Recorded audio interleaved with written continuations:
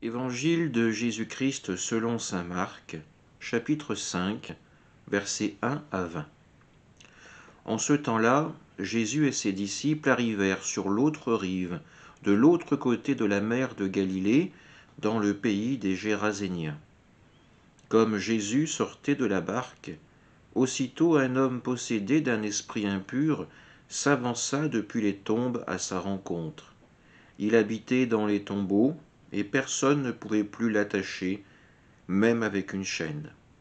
En effet, on l'avait souvent attaché avec des fers aux pieds et des chaînes, mais il avait rompu les chaînes, brisé les fers, et personne ne pouvait le maîtriser. Sans arrêt, nuit et jour, il était parmi les tombeaux et sur les collines, à crier et à se blesser avec des pierres. Voyant Jésus de loin, il accourut, se prosterna devant lui et cria d'une voix forte : « Que me veux-tu, Jésus, fils du Dieu Très-Haut ? Je t'adjure, par Dieu, ne me tourmente pas. » Jésus lui disait en effet : « Esprit impur, sors de cet homme. » Et lui demandait : « Quel est ton nom ? » L'homme lui dit : « Mon nom est Légion, car nous sommes beaucoup. » Et il suppliait Jésus avec insistance de ne pas les chasser en dehors du pays. Or il y avait là, du côté de la colline, un grand troupeau de porcs qui cherchait sa nourriture. Alors les esprits impurs supplièrent Jésus : « Envoie-nous vers ces porcs et nous entrerons en eux. » Il le leur permit, ils sortirent alors de l'homme et entrèrent dans les porcs. Du haut de la falaise, le troupeau se précipita dans la mer. Il y avait environ 2000 porcs, et ils se noyaient dans la mer. Ceux qui les gardaient prirent la fuite. Ils annoncèrent la nouvelle dans la ville et dans la campagne, et les gens vinrent voir ce qui s'était passé. Ils arrivent auprès de Jésus, ils voient le possédé, assis, habillé et revenu à la raison, lui qui avait eu la légion de démons, et ils furent saisis de crainte. Ceux qui avaient vu tout cela leur racontèrent l'histoire du possédé et ce qui était arrivé au porc.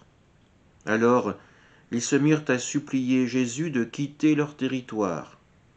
Comme Jésus remontait dans la barque, le possédé le suppliait de pouvoir être avec lui. Il n'y consentit pas, mais il lui dit : « Rentre à la maison auprès des tiens. Annonce-leur tout ce que le Seigneur a fait pour toi dans sa miséricorde. » Alors l'homme s'en alla. Il se mit à proclamer dans la région de la Décapole ce que Jésus avait fait pour lui, et tout le monde était dans l'admiration. Acclamons la parole de Dieu. Nous voyons Jésus arriver sur une terre païenne, et dès qu'il accoste, un homme s'avance vers lui. Un homme dont la description ne peut que toucher notre cœur. Il habite dans les tombeaux. Nuit et jour, il crie, il souffre. On a même essayé de l'attacher avec des fers et des chaînes. Le seul remède qu'on lui a proposé, c'est des entraves. Lui qui avait déjà perdu sa liberté à cause des démons, à cause du mal, le voilà encore ligoté, enferré par les siens. Jésus arrive et par sa parole il va lui rendre la liberté. Cet homme qui était réduit à l'état d'un mort vivant dans ce cimetière pourra enfin retourner vivre auprès des siens. Les démons, quant à eux, seront envoyés dans ces porcs. Mais nous voyons bien que le mal, livré à lui-même, ne peut que conduire à la destruction. Ces porcs iront se noyer dans la mer. Arrivée, la foule constatera le miracle accompli par Jésus, la guérison de cet homme. Mais ils verront aussi la perte économique. 2000 porcs sacrifiés pour sauver un individu, c'est trop pour eux. Que Jésus reparte dans sa terre afin d'y annoncer l'évangile de son Dieu.